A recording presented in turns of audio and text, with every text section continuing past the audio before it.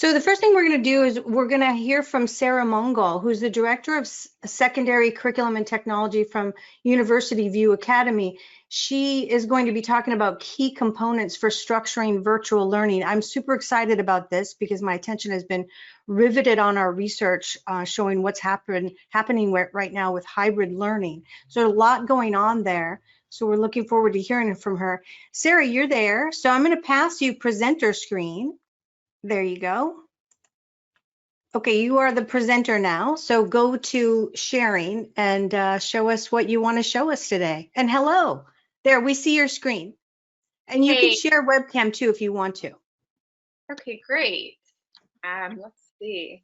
Good morning, everybody. Thanks for letting me join you guys today. Oh, looks like my screen went away, so let's see. Yeah, you got to go back down to the bottom tray and click on your. Yeah, so there it is. Well, we may have to forego the webcam, so I'll just.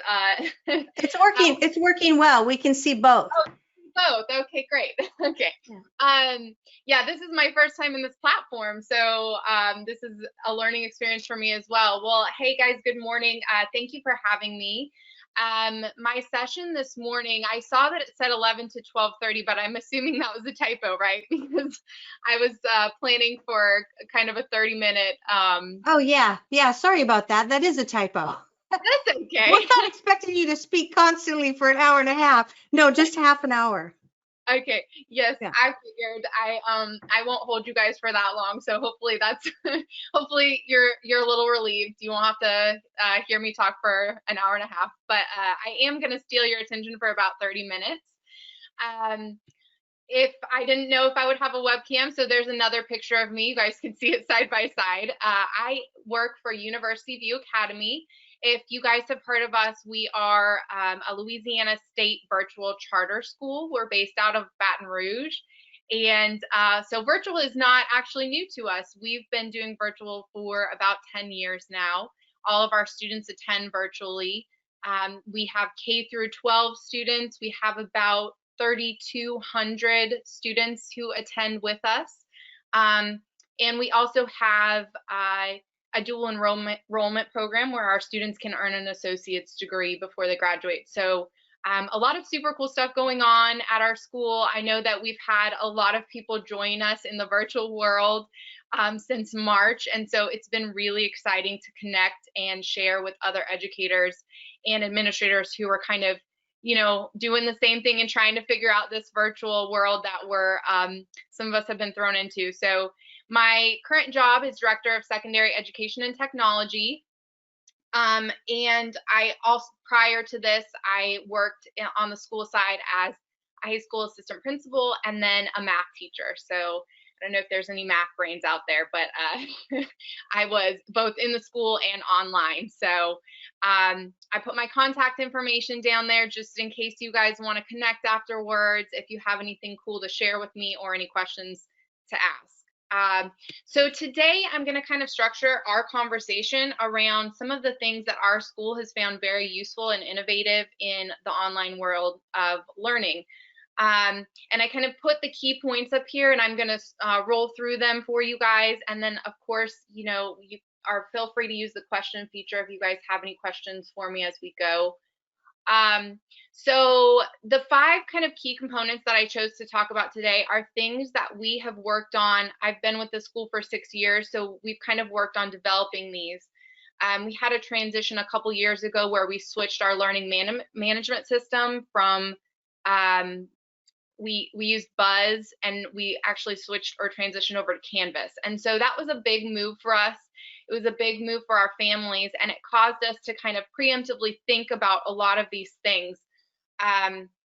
Oftentimes when you're in a school setting, you kind of build that culture and that support within your classroom. You do classroom rules, you do bells, but when you're in a virtual setting, there are a lot of other considerations you have to make. And so we've kind of spent some time, and we always have growing to do, but we've spent some time learning and growing in these areas, and we felt like it's been very valuable for our students and our parents. So the first area is support for learning tools and flexibility. Second is visible structure. Third is communication. Fourth is collaboration. And fifth is involving students in their learning. So I hope that even if not all five affect you, that you guys will at least gain something or pick up something to take back with you from this conference. So the first thing I'm going to talk about is support for learning tools and flexibility. One of the things that we found very valuable was having an ongoing training plan and reflective support for teachers, right? So we oftentimes schedule our professional development at the beginning of the year in the summer, and we kind of make it so we block out this time, you know, where we can do maybe a 4-hour session. And we kind of expect that, you know, we can cram everything in there. And I think it's important to note that while those can be valuable, having that ongoing training and that ongoing support, it really, really helps your teachers and students learn. And so what we did this year is we actually put together an asynchronous PD calendar. So for each month, we planned professional development opportunities that teachers could actually complete on their own time. We tried to model the flexibility of virtual learning with our teachers to allow them that flexibility to participate in those professional developments at their own time and pace. And in addition to that, we used actually a teacher and parent survey to build those trainings. So we sat down and we asked, what are the most important things? Where can we get the most bang for our buck? And we actually listed, you know, key categories in which we felt like teachers could really benefit from professional development. And I'll tell you guys, I've been in this role for a few years now, and last year we did not do this. And the difference between, so last year we kind of just said, okay, teachers, like, go out, there's so many resources online, go find them for yourselves. And the difference between last year and this year in regards to what our teachers know and can do is night and day, because we actually spent time planning and saying, these are the professional development opportunities we want to give our teachers, and we built those. The time, so we're always learning about time, right? So it took a little bit of time to do this, but I'll say it was worth it, because now we can take those professional development opportunities and reissue them. So I know that, you know, there's been a large teacher turnover this year. And so the nice thing is that when we get a new teacher, we can actually plug them into those asynchronous trainings and let them move through those just as they would at the beginning of the year. So they didn't really miss out on those training opportunities. So that's been a big hit for us this year. The second thing that I wanted to talk about is student training. This is something actually that I've been kind of in discussion with other schools, and this is something that we built in-house, but it's helped us because normally, so you would go back to school and you would have, you know, a day where your teacher goes over policies and procedures. And the thing about virtual learning, right, is that you don't have that day. And so students are, instead of joining a classroom and getting that, you know, where the teacher's walking around and the students are kind of saying, hey, what are you doing, Bobby? What are you doing, Susie? They're kind of on their own on the computer. And so something that we found really valuable is developing these student trainings. What do we want? How do we want our students to use our platform? Where will they join if they have live sessions? Where will they join? How do they join? If they have homework, where can they find it? Making short little videos for them to move through that kind of shows them, hey, this is what your day should look like. This is how you should structure it. Make sure to have, you know, a notebook and a pencil and a paper. And we actually built those in conjunction with our teachers. So we came up with a plan and a structure for what we felt was important for our students to know how to do. And then we built these student training opportunities. Hey, Sarah? Yep. We have a question from Belinda Kittrell. I hope I said her last name right.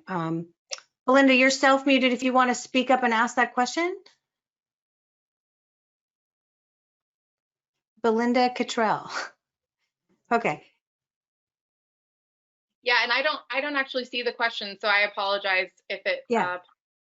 Okay, so let me ask you for her. She asked the question, can we see a copy of the teacher and parent survey that you did? Yes. Okay, so yes. if you want to, I'll pull my email back up at the end, but if you would like to email me, I am more than happy to share any resource that I can, as long as it doesn't have student names attached to it. So those particular ones, I do have a form that I can gladly share with you to take. So okay. Yeah, so if we get that as Learning Council, we'll make sure that that gets out to everyone. Sure. Post the event. We always send out a post email. There's another person here, just real quickly, I'm going to check. Barbara Pitkin has her hand raised. Let me see if I can unmute her. Barbara, you're unmuted. Do you have a quick question? Oh, I'm so sorry. I didn't realize I hit that. I was trying to turn up the volume. I am so sorry, but I am interested in what the other young lady wanted as far as doing the survey. Because right now we're kind of building the plane as we're flying it. And I'm not actually in your area. I'm in the DMV, but I couldn't attend the training that was for that area. So it would be interesting to see what other parts of the country are doing. Sure. Yeah, I would definitely be happy to share that with you guys. And there might be a couple other things that you will want as well. So I'll just kind of jot those down to share. Okay, great. Okay. So the next thing going off of student training is parent training. And I guess this goes to for really all stakeholders, but I think this is one that's been very key for us. We've actually developed it over a couple years. And that's because, you know, when you're in the classroom, you don't often have to have as much parental involvement. But when a student's at home, they're often, you know, think about or put yourself in their shoes. They're often asking whoever's nearby them to assist. So I have a third grader, and oftentimes his first line of interaction is asking me, how do I do this? Or where I can't open this, or I can't find this. And so we've actually found it very valuable, a valuable use of our time to, as much as possible, loop the parents in. And you know, this can involve, we actually developed a learning coach position. So we did develop a position where that's, you know, their whole job is kind of building that parent relationship. But prior to that, we released training to the parents specifically. So we would have the teachers do kind of in a para role, like the teachers would consider how the parents could help, and then when they sent out their weekly newsletters, they would include those tips for parents. And so obviously, as you guys said, you know, building the plane while you're flying it, I've been there too. And so all of these things you're not going to be able to do right away, but there are some meaningful things that we chose to loop into our daily practices. And then from there, we kind of develop them over time. So,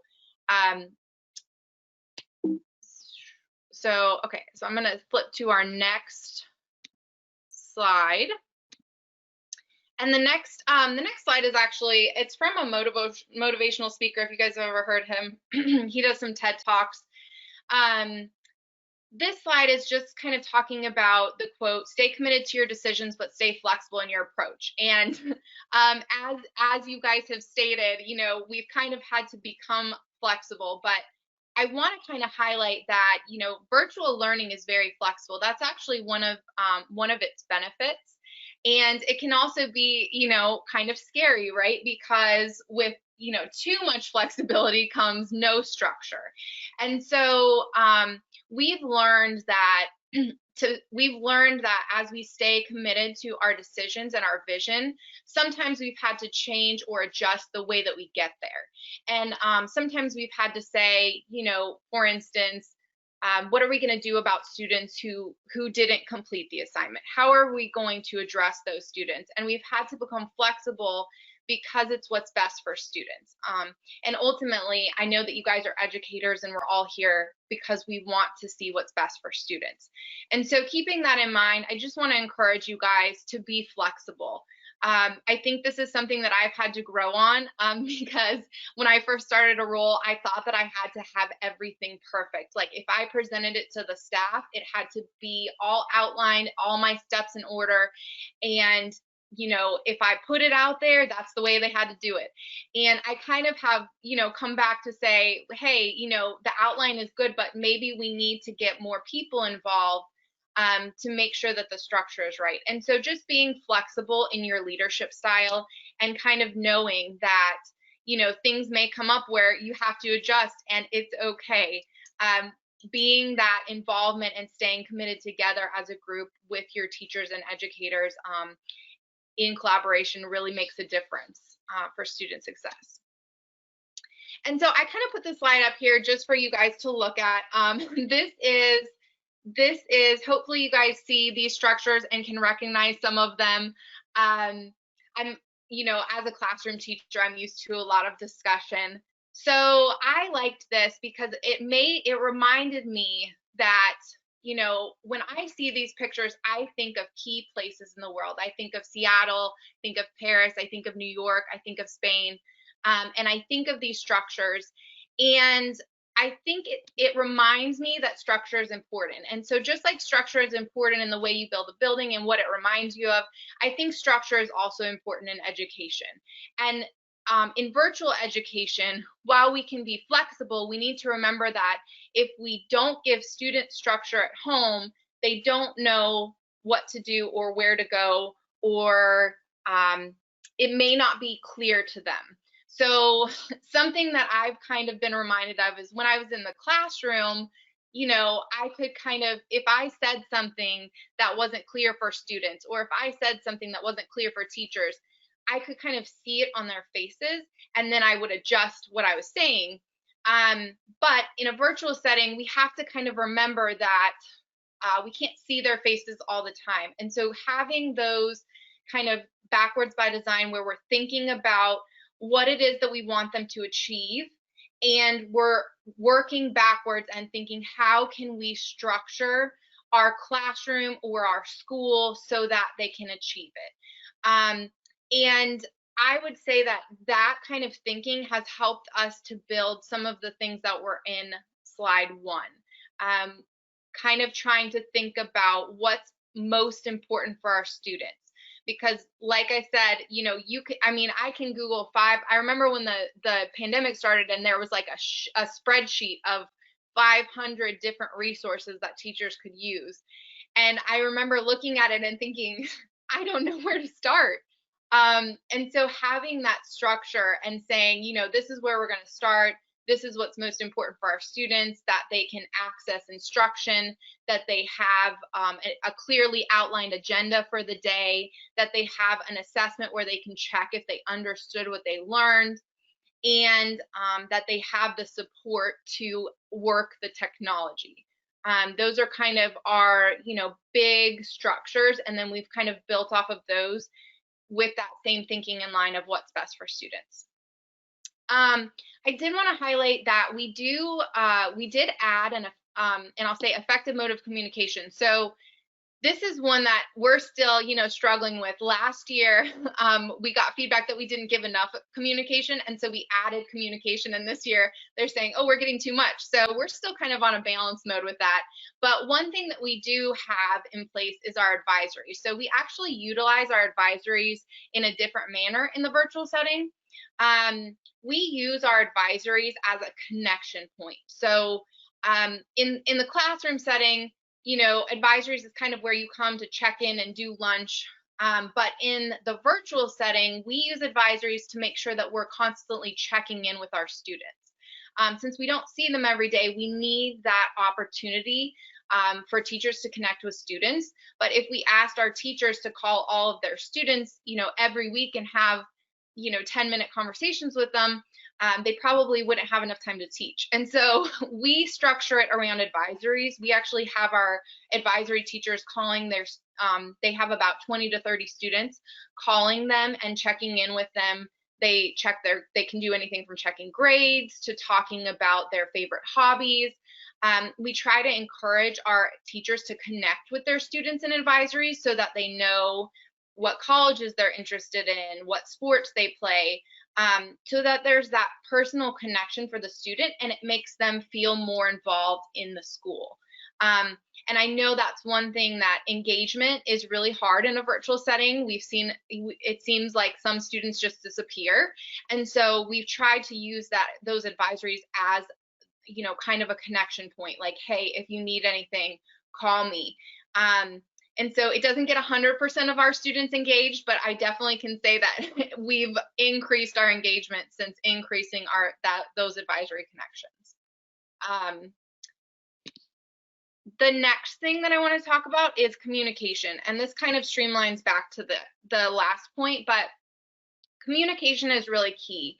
And so one thing that we've learned is that, you know, find a way that works for you to communicate and utilize it regularly. So in a virtual setting, sometimes, you know, it's hard to structure again. And so we found that being communicative often is very helpful for teachers. We have weekly check-ins where we send them, it's just a Google document, and it kind of is a reminder to teachers, like, hey, this is what you should be working on this week. Don't forget to call your advisory students. Don't forget that, you know, we're going to post teachlets for Friday. Don't forget about, you know, calling your failing students, things like that. You know, just as we're thinking about what's best for students, we also have to think in that line. If it's best for students, then we need to make sure that we're communicating with teachers about those things. We do it weekly because it allows for that. You know, if you do it every day, sometimes it can be too much. So we do it once a week. And then we also have our high school, middle school, and elementary school principals hold a weekly check-in meeting with the teachers where they kind of just make sure that the teachers are updated on everything, make sure that they know where to go, and it helps us. So in a blended setting, you may not be able to have that check-in because your teachers may be in the classroom and online, but having those, you know, utilizing your digital tools to make sure that communication is clear is very important. And the same really goes for teachers to students and parents, and administrators to students and parents. We actually started holding assemblies online where parents could come and ask questions to the principals, and they found that very valuable. And it honestly, it was a two-way street. We found it valuable too because it helped us to see what the parents were struggling with understanding and what the students were struggling with understanding. And so having principals assemblies online, it's kind of a flipped version, but it's very beneficial for those families that feel disconnected because they're at home. The next thing I wanted to talk about was collaboration. And I just want to highlight that collaboration for us, we actually had a pause on our professional learning communities when COVID first started, because our teachers had their kids at home and they were trying to figure everything out as well. And we found that, it really was hard for us to move forward without implementing those. And so we've actually gone back to doing professional learning communities, and we hold them online. So just like a student would have a virtual classroom, we have our professional learning communities in the same manner. And so teachers join and they work through, the same thing that they would do in school. They work through whatever content area that they're in. They do it virtually. And although, it might not be the same as being, face to face with someone else, we've still found it very valuable and meaningful for our teachers. So I just wanted to encourage you guys, if you did pause on those, to, figure out a way to have those meetings. And then I also wanted to state that committees have been really valuable for us as well. So if you guys are here, I know there's quite a few people here who are probably feeling very overwhelmed. Something that I've found is I used to be a fixer. I wanted to fix everything myself. And I referenced it before, but I found that involving more people actually helped the process move along much smoother. And so what we've done is when we have a big project or a big hill to tackle, say student training, we actually develop a student training committee, and we have someone in charge of that committee, but then we have all members of that committee have a job or a responsibility. And so it helps us move the process along, and it also helps foster that collaboration between people so that they feel like they're involved in helping. And so we do that in a virtual setting, just as you would do it in a regular setting, but we found that it's nice in a virtual setting because committees can move along using Google Docs. And so we can comment to each other and we can have that real live time feedback, even if we're not in person. And so we've really honed in on utilizing the same tools that we use with our students. We're trying to use them with our committees so that we can have processes go smoother and quicker for the team members.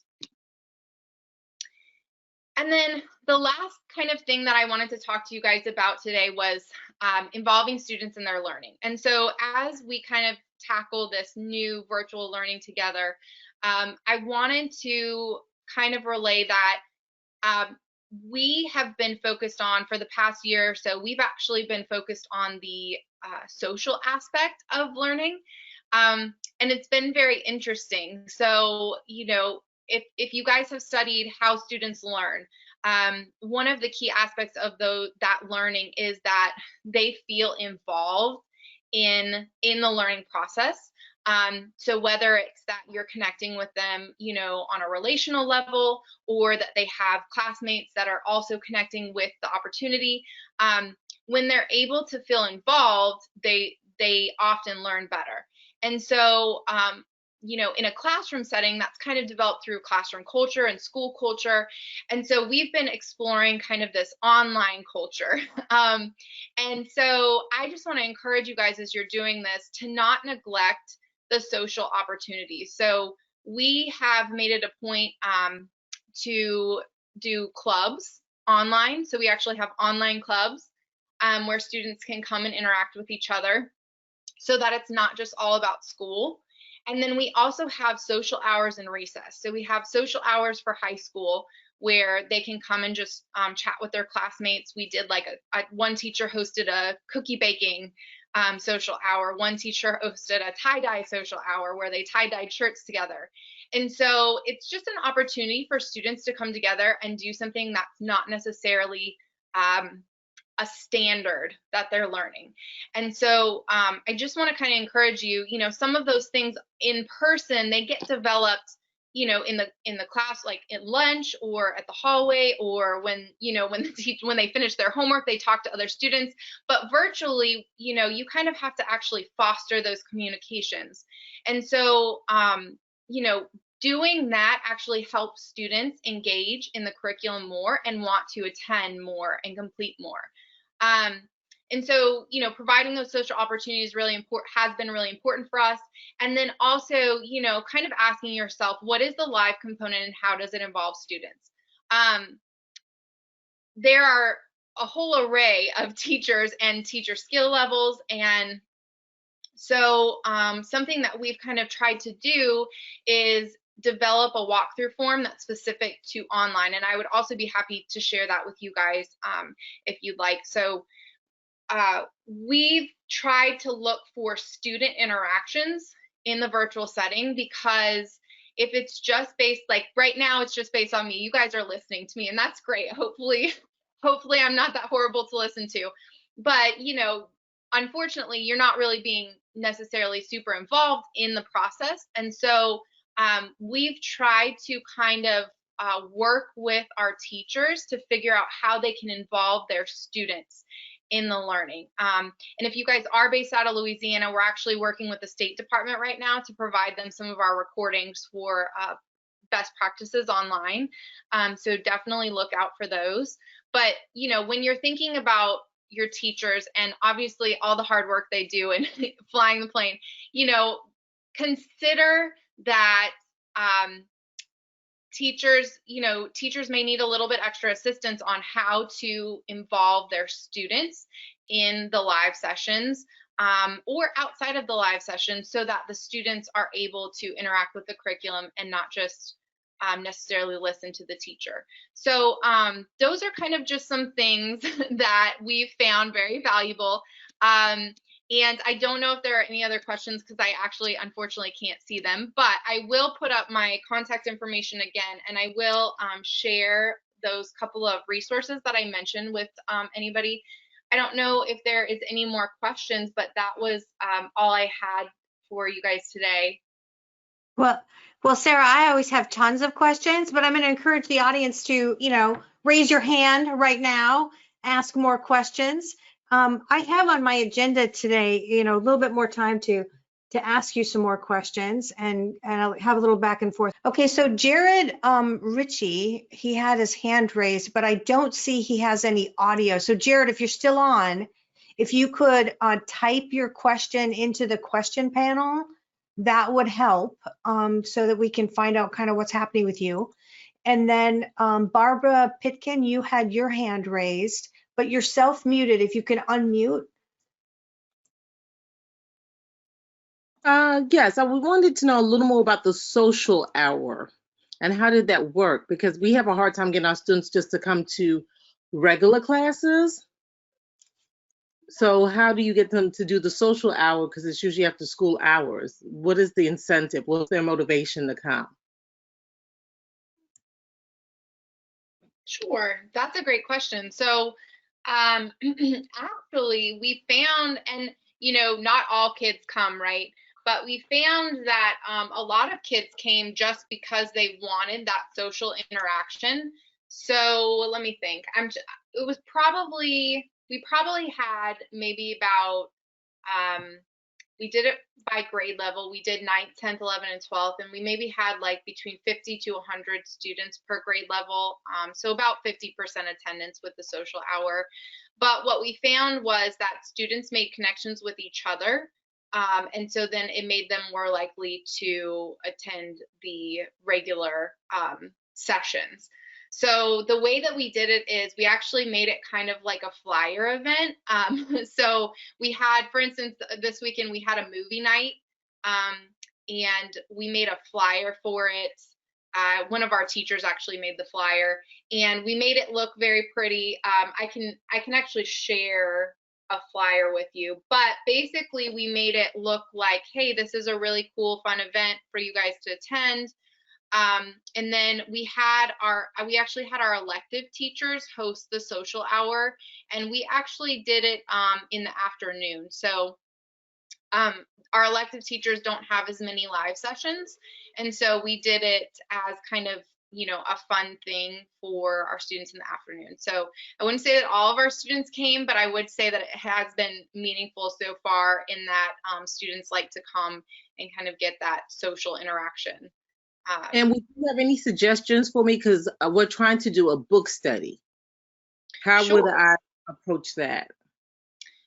Yeah, so like with all kids, or just as kind of like a small group? I'm gonna do 8th grade.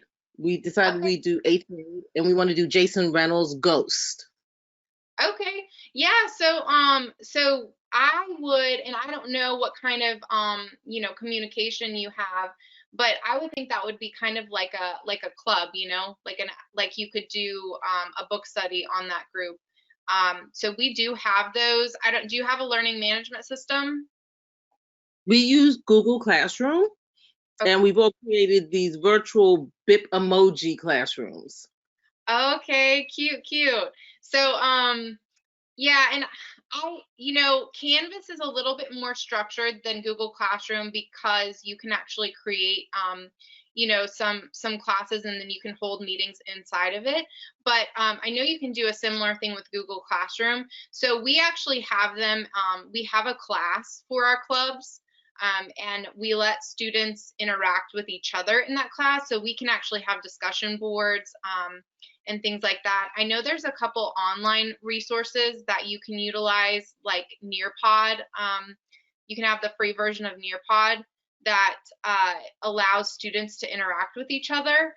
But I would say that in a book study, having that interaction with one another, maybe if it's not necessary, if you can't fit it in live in your class, we do a lot of our things asynchronously. So like, for instance, I had a running club last year, and they would come online each week and they would answer a question prompt with each other on a discussion board. And it just got them kind of talking about what they were doing that week. And then I involved it back to reading and writing. So, you know, same kind of thing. That would be my suggestion for you, is build in some type of a Google Classroom where they could interact with each other in case the actual live portion of it doesn't work out. Thank you. Yeah. Good luck. Yeah, and I'll just comment too, Sarah, that a lot of the districts we've been talking to across the country in terms of the social aspect have been also surveying students on areas of interest, you know, like gaming, you know, digital gaming, cooking, different things, and then letting them form, having sort of sign up for different discussion groups and launching those out so that, you know, they can, they elect their own leader, so to speak, who's going to moderate their group. Just like, you know, you had a yearbook committee on campus or the debate team. Now there's so many other interests you could be using in the digital verse. So just a suggestion. We have another question too for you from Jared Ritchie, who we're going to try to debug his audio right now, but he asks his school, he says, my school just started using Canvas this year, and I was wondering if you might have some good resources for helping train my teachers, parents, and students. We've been learning as we go. Sure. Are you, because I can share a couple of the resources that I've created with you in Canvas. Canvas is an open source, so anybody who uses Canvas, I'm happy to share, you know, the training instances that I have created. Do you want to share those now? Because I'll make you presenter. Sure. I can show a couple of them. Okay, I just gave you presenter screen. Give me 1 second to pull one up. While you're doing that, Jared, just if you're still having trouble with being able to speak out, there's a potentiality you have a second screen connected, and that can interfere with your audio. Yeah, so I'll just share a couple of things with you, and then there is, I don't know if you are in Canvas, there is the ability to use Commons. So I am happy to actually share, if it's something I created myself, I'm happy to actually share it with you via Commons so that you can take it and edit it. So this is our advisory course. This is an example of an advisory course. We actually use the blueprint feature in Canvas, and so we connect all of our teachers' courses are actually connected to this one course. And what's nice about that is that we can have the ability to build this course at a higher level and then push it out to teachers. And so this is an advisory course. They have these little buttons. We built this, and and you'll see that we have, you know, kind of buttons so that they can easily grab some of the activities. The student training is one that I built. So this is an example of our student training, and actually I'll just go back really quickly because that, you know, is a broad overview, right? But we have, if you'll notice, we have kind of a welcome message for them, and then we have these different videos and assignments. So we show them kind of, hey, this is how you can organize your day. This is what flexibility means, that while you can complete your assignments at any time, you know, we want you to submit them by, you know, the end of the week. And then, you know, hey, what can you do if you fall behind? If you guys want to see any specific page, you can tell me. But so, and then we kind of have like navigating your courses, right? And so this is what I was talking about. You know, we kind of take for granted sometimes like that students on their own, they have difficulty navigating. And so we have kind of a set way that we structure our courses so that students feel comfortable moving through their courses. And we have, as you see, like, I'll just click on one, we have videos within there that we've made. And so it shows them kind of how to navigate their calendar. Some of them give them a little bit of information. And we ask them on the first day of school, usually we ask them to complete this. I will say last year was a little bit of a whirlwind for us. So we had them do a lot of this in January. So if you guys are you know, kind of looking at this like, oh, this is so much, I would definitely think about, you know, how to structure something maybe for when you return in January. But also we did, like, some of these came from urgent needs. So for instance, this navigating your Canvas inbox, this actually was a video that I sent out to parents, you know, in mid-semester when they couldn't figure out how to navigate the inbox. And so I sent this out to them, and then later we put it into our training. So if you guys are kind of feeling overwhelmed by creating a whole training, just kind of think about needs that your parents might have now, and communicating with them on that. And then I think the only other thing maybe that I would show you guys right now is we have a lot of trainings, but we have a professional development course. So this is kind of what I was talking about with our teachers. So we actually have trainings for each month that our teachers can access. And so they can come here and they can click, for instance, on a month, and then it'll actually give them, you know, all of our trainings and who they, you know, what they are, and then the target audience. And then they can actually go in and complete the training on their own. So this one, for instance, I referenced that we do things a certain way. And so if you're going to do things a certain way with your students, you have to train your teachers also to do them in that way. So we have a course specifically on how our teachers should set up their courses. And we've kind of walked through that step by step so that the teachers know how to set up their courses. So those are a couple of the resources that we've built.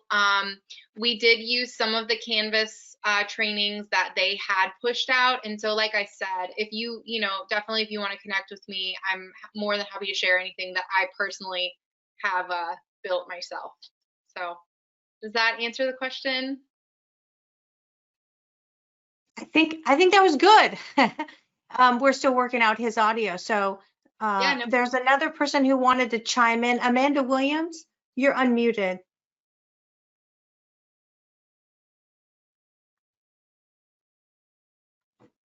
Amanda, I don't know if you can hear us. We saw your question come in. If I don't hear from you, I'll ask your, or I'll make your comment. And Jared did say thank you. That was great for the response. Okay, so Amanda had a comment here. Amanda, you're unmuted on my side. There we go. Can you hear me now? Yeah, I can hear you. Okay, sorry about that. I was eating a pretzel. I didn't want you to hear me crunch. Yeah, we multitask, as you know. Yes, yes, indeed. And so I just was sharing some things that, like, I saw across the top how you're adding this to Clever, and students have Clever on their Chromebooks. Yes. And that way it's accessed through all, and you could get QR codes so that the younger kids cannot key in those logins. So do you use a QR code so they just hold it up to the camera and it sends it to them automatically? That is a helpful hot tip. So that way through their Clever, you can go to these accesses through all these resources. And then also Screencastify is wonderful if the adults want to video themselves of exactly where to click, how and where, and then you push that out, and that way those parents that are calling in saying, I have no idea, what do I do, that way it's a video of you doing it, and that's a good way to be helpful. I just like sharing and hearing all of these resources. It's so helpful to me because we steal things from everyone else. That's what educators do. Right. And so being able to work smarter, not harder, and sharing hot tips of what works and what doesn't is really the reason why I wanted to get on here, because I learn from other people. So I appreciate this time to be on with other educators and counselors. Me too. Yeah, and I was going to say, along with that, we built a unit off, well, I didn't. I'll actually say this was a teacher. We had a teachers create a unit on, we call them teachlets, but what you're saying, that, you know, the Screencastify, they actually built, you know, how to create it, how to log into these different programs, and thinking about, you know, best practices and things like that. It was really neat. They did a movie trailer too. So I was like, I learned something. So I kind of love it. Thank you for sharing. Yeah, and Amanda, we'll put in what you mentioned, because I think you said screen testify, T-E-S-T. Well, it's screen testify, it's test, but you know, I was typing and eating pretzels and listening Oh, all the time. Okay, Sorry. because there's screen castify and screen testify. It's screen testify, and it's a little fish icon, and you can get it for it's a Google app that you Okay. can add to Chromebooks, and then you can put that under Clever, and Okay. adults can use that. And then you can also have it in front of Google Slides if you use Google Slides, so that way you can talk through and give the lesson video through things you have in the background. That's Okay. neat. Yes. it's Okay, a good. So we have another question from Will Davenport. Will, you're unmuted on my panel, but there you go. But yes, I have a question about organizing direct instruction in a synchronous environment. Teachers are normally used to going bell to bell, which, in my experience in working with teachers, I tell them it's unwise to try to lecture for an hour in students via Zoom. What are some of the best practices that you have seen work? That's a great question. I think, you know, we're kind of all figuring that out, right? So some of the best practices that I've seen are definitely not lecturing our bell to bell. So we actually utilize Adobe Connect, which is a little bit more, it's a little bit more flexible in that you can put in kind of different chat pods and things for students to do group work. But if you're using a platform like Zoom, something that we've done with our teachers is we actually utilize Google a lot, but you could, if you're a Microsoft school, you could utilize that as well. And we've been doing group work in documents. So we'll actually create like a group 1 Google document and a group 2 Google document. And we'll actually have students, you know, go to those documents and complete tasks while they're in the classroom. So it's not necessarily the teacher lecturing the whole time. I mean, I hope teachers usually don't like to lecture that long anyways, but I personally like to involve people in the process. And so I know some people have found that I've talked to that they actually just, if they don't feel like they have the capability to do group work quite yet, they've actually just broken it up so that they might only do 30 minutes of the, you know, of the live portion, and then they send kids to do the virtual portion online. And I don't know, other people in here may have some comments on that as well, but you know, I found definitely the more that you can involve students, like I said, the more meaningful it is for them, because students tend to check out after a certain amount of time via lecture. So Yeah, and Will, this is Leilani. I'm going to talk about that in the 1 o'clock to 2 o'clock hybrid logistics discussion, because there's a lot of research that's been done on the amount of time that you really should be allowed to do the lecture style. So we also have another question here from Jared Ritchie. Over to you, Sarah. Do your teachers integrate Google Class with Canvas? we do not integrate Google Class. We integrate Google Cloud. So we utilize the same kind of assignments and resources that are in Google. We use it as an external tool. So you'll see it. Yeah, I guess we took it off the sidebar, but we utilize it.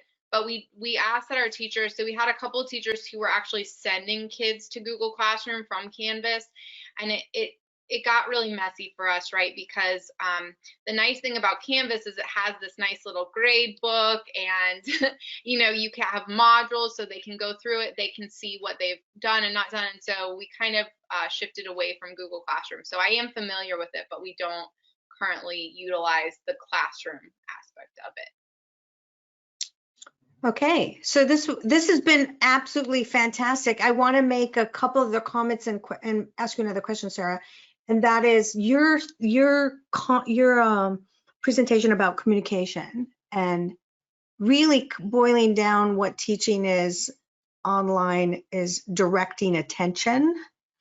And everything that's been asked now so far has really had to do with navigation and directing attention, which is what we did when we were in the classroom, right? We directed attention, but we were in a physical dimensional environment. Now it's sort of a flat environment that's all like which click on and all that other stuff. So what is your guidance to tagging and file structure? Because being a programmer, I have a lot of awareness of what's called overly nested systems. Mm-hmm. So an overly nested system means, click on this folder, then click in this subfolder, and then click over here, and then the document's in that folder. It's like it's ridiculous, right? Right. So do you have policy in that area? Yeah, and we are working on that, right? Because there's a balance in the education world between we like to let our teachers have flexibility, but we also like to structure things so they make sense. And so as I kind of referenced before, and I know I didn't show you all the pieces, but we do set up guidelines for our teachers, and we actually kind of did that. We did that in conjunction with our teachers, and I know you mentioned like it being very meaningful to get like that feedback from students and parents, and so we really try hard to not just get it but incorporate it, right, to actually like listen to what they're saying. And then another thing that we found very valuable is to do it ourselves. So like at the upper level, sometimes we forget what it feels like to be like that student on the receiving side. And so we actually give, for myself and all of our teachers, they have kind of a demo or play course. And we actually ask them to go click around themselves and see how it feels from the student side. And so while we do have policies in place, definitely, because I agree with you that we definitely try to not have it be overly convoluted. And I think that that's kind of one of the struggles that I was referencing to, is that sometimes, in the education world, we just say, okay, well, this is how you're going to do it. And in the technology world, we've had to step back and actually like test it from the student side and say, okay, does this make sense? Like if I click on all of these things, from a student perspective, am I going to get lost in the technology, or am I going to have the educational experience that was intended? I hope that makes sense. So we've tried to structure it so that it's not convoluted, but at the same time, we've had to have those discussions with teachers. We do utilize some of our PLC time to actually have teachers like go in as a student and like look at their course and click on items and kind of see, does this make sense? So one of the things that we found, for instance, was that the calendar view doesn't, for us, it doesn't show the class name. So kids were just seeing a bunch of random assignments and they didn't know what class it was in. They didn't know what time their live session was. And so we adjusted our policy so that it made more sense from a student perspective. So I hope that kind of answers the question. We take a serious consideration to the user experience. Which is something that you don't necessarily have to do in the like if you're in a building as much. So yeah. Yeah, perfect answer. And I think that definitely the whole market is face planting into this right now. The entirety of K-12, they're like, hey, because user interface, user navigation is the reason Apple is like nearly $1 trillion value. Right. Because a 2-year-old can figure things out on an iPhone, right? But and most people, even 5-year-olds, can figure out how to buy something on grandma's account on Amazon. But there's a lot going on in schools right now, particularly I think with Google, that's confusing. It's not good navigation. It's horrible, and it's not tagged, and you lose all continuity of operation when you lose one teacher because somebody else has got to recreate everything. So there's a lot going on. I mean, you know, there's Band-Aid solution, and those are okay. It's okay. Right. Google's okay, right? But there's also, yeah, there's also some like weirdness. All right, so I'm gonna wish you well and say thank you so much for everything that you just shared with us. It was awesome. We're gonna be sharing out the recording of this nationally to everyone in the universe. But for right now, thank you. Scholastic Literacy Pro is a blended reading solution for grades K through 6 that provides educators a single tool to monitor student reading activity, comprehension, and progress. With 3 built-in assessments evaluating students' reading readiness, reading level, and comprehension, Literacy Pro provides real-time data and robust reports to help inform instruction in a meaningful way. Welcome to Literacy Pro. First, you'll identify lowercase letters. For emerging readers, the Scholastic Reading Readiness Assessment determines mastery of foundational skills. It informs teachers about their early learners' reading abilities across alphabet recognition, phonemic awareness, syllabication, blending, and decoding. The results from Scholastic Reading Readiness will help teachers determine which students may need additional support in selecting independent reading books. For students who have already mastered foundational reading, Literacy Pro includes the Scholastic Reading Measure, which provides a valid and reliable Lexile measure. In this adaptive assessment, students are asked to read passages and answer text-based multiple choice questions that show comprehension. Teachers can assign the Scholastic Reading Measure multiple times a year to monitor progress. At the end of the reading measure, students see their Lexile, and educators can see a roll-up of all their students' Lexiles as well as their growth over time.